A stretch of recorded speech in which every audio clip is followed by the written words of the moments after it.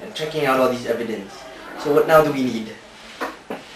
Well, later on we'll talk about the facts, what you think happened, what you saw, why you were there and all. But as of now, I need to make sure that you know your fundamental rights. First of all, you have the right to be heard. You have the right to be present in all proceedings, starting at the arraignment, which will start soon enough. And so, even if you have the right to be present, even at the arraignment, after the arraignment, however, there is such a thing as trial in absentia, which means, yes? What's that?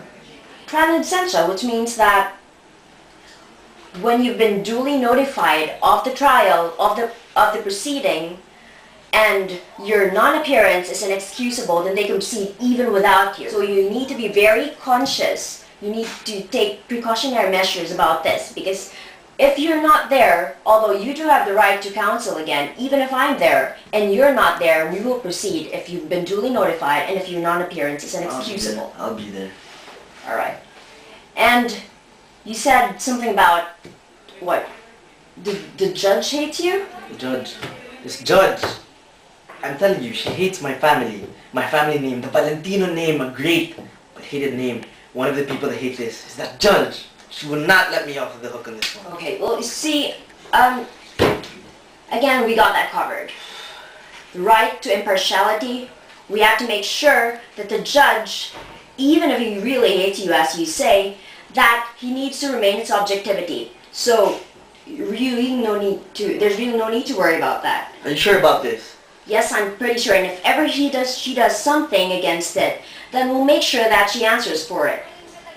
Alright? Because I'm telling you, this judge, just between us, the Valentino name is protected. We tried to bribe her. She did not take this. She hates us. Are you sure about the impartiality of this judge? Positive about this. Anyway, they only have, what, one fact in as a witness. And we can cross-examine that witness. She's insubstantial. She can't prove nothing. I mean, proof beyond reasonable doubt, they don't have that. So, all these worries bothering you are really nothing in terms of the trial. Okay. We are going to win this case. I'm pretty sure of that. Alright.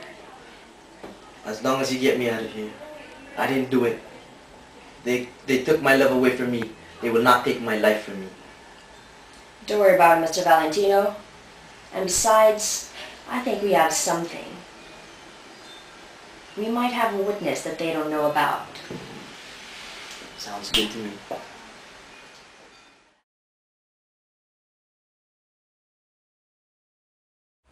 Will the accused Maximo Valentino please stand? That on February 16, 2006, in the evening, at 329 Maria Cristina Falls Street, Ayala, Alabang, Philippines, and within the jurisdiction of this honorable court, the accused, Maximo Valentino E. Bolognese, allegedly committed murder by means of violence against one, Janiqua Boricua E. Morena. How do you plead? Not guilty, Your Honor.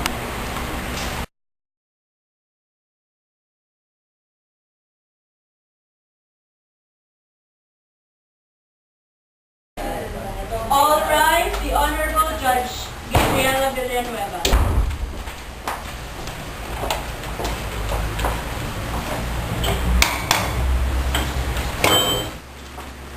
People of the Philippines versus Maximo Valentino, docket number 14344. Counsel for the prosecution, Attorney Daniel Domingo, Your Honor. Counsel for the defense, Attorney Ivana Aguiling. Calling the first witness, Mr. Maximo Valentino, to the stand.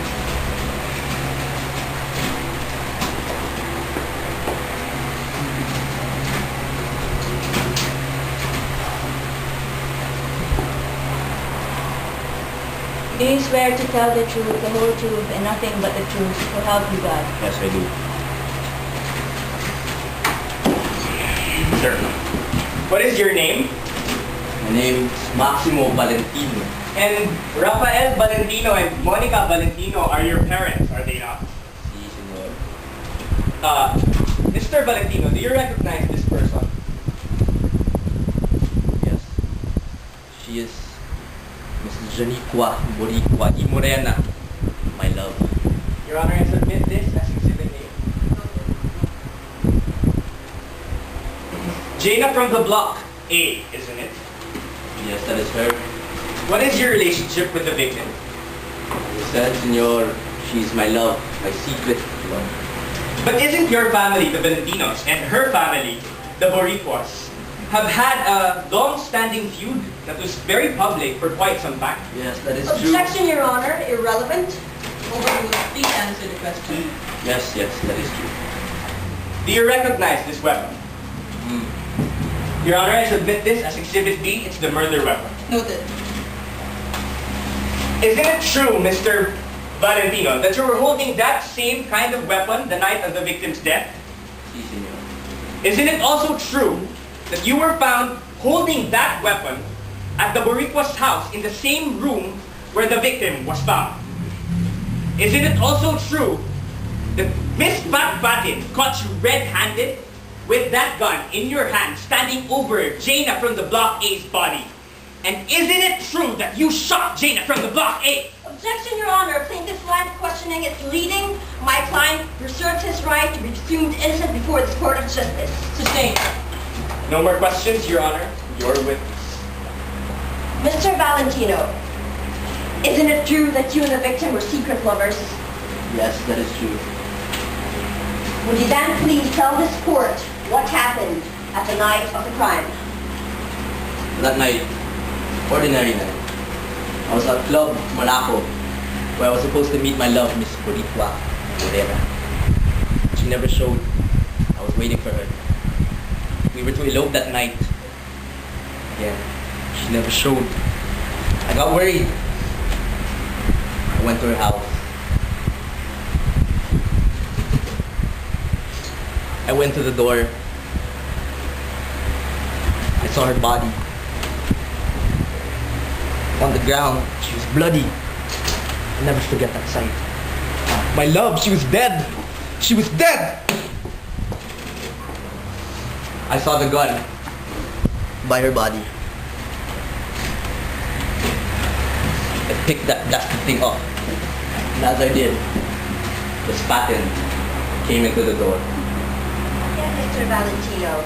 The question is, did you kill Miss Janiqua Boricua Of course y not. Morena? Of course not. How could I kill her? Yes, it's true. My family, her family, we were bitter rivals. However, not with Janiqua. I love her. There's no way I could ever kill her. No further questions, Your Honor.